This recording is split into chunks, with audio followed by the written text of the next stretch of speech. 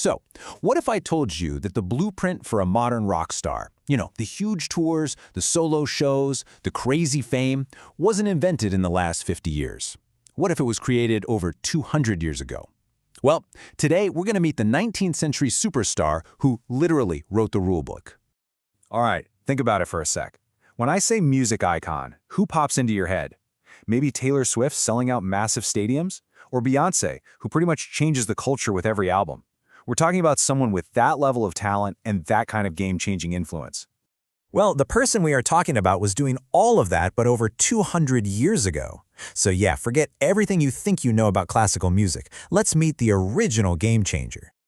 Okay, so our story kicks off in Leipzig, Germany, with a girl named Clara Wieck. And honestly, from the moment she was born, it kind of feels like her path was already set for greatness. Look, this was not your average after-school piano lesson. Not even close. Clara's training was on the level of an Olympic athlete, for real. Starting when she was just 5 years old, her dad, who was a seriously famous piano teacher, put her on a professional-level schedule. I mean, we're talking hours of intense practice every single day. And just look at how fast she leveled up. It's wild. At 5, she's starting these insane lessons. By age 9, she's already performing for the public. And then at just 12 years old, she's headlining her own international tour to Paris.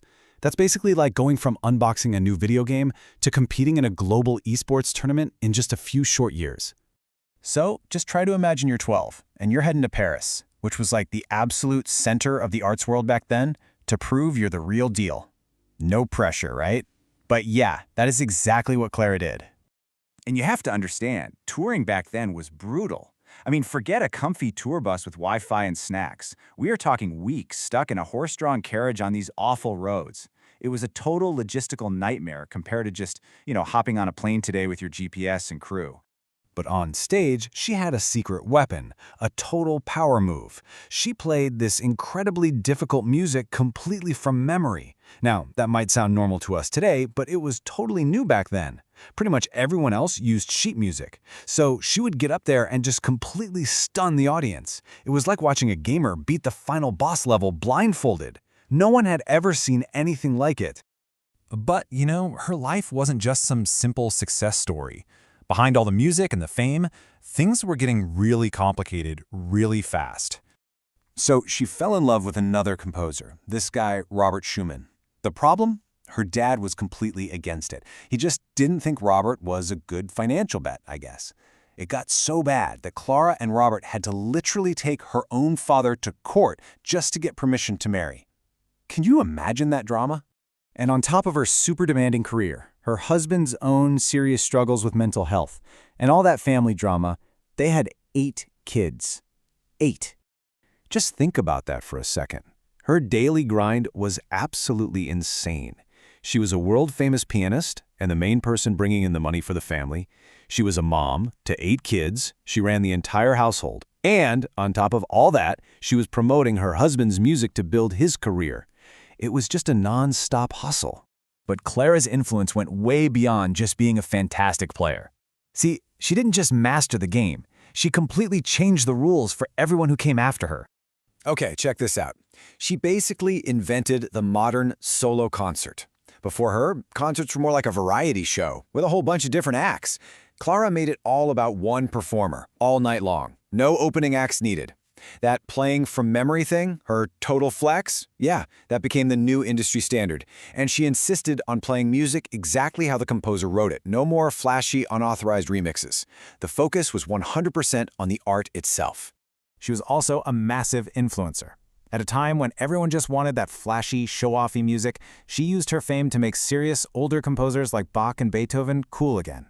She pretty much told her huge audiences, hey, you guys need to listen to this stuff. This is the real deal. And you know what? They listened.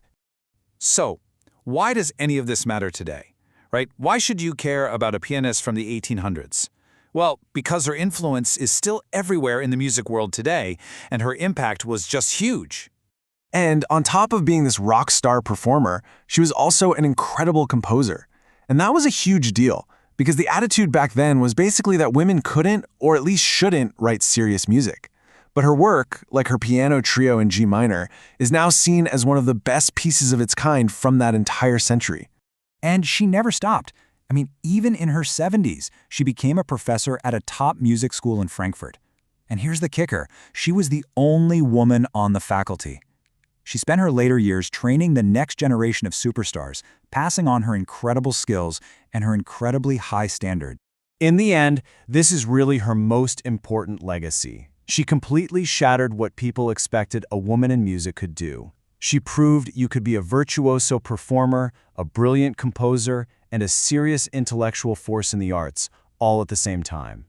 She basically kicked the door wide open for everyone who came after her. So that kind of brings us to our final thought. Clara Schumann was a true game changer. And it makes you wonder, right? Who are the people in your world today, in music, in sports, in tech, wherever, who aren't just playing by the rules, but are completely rewriting them for everybody else?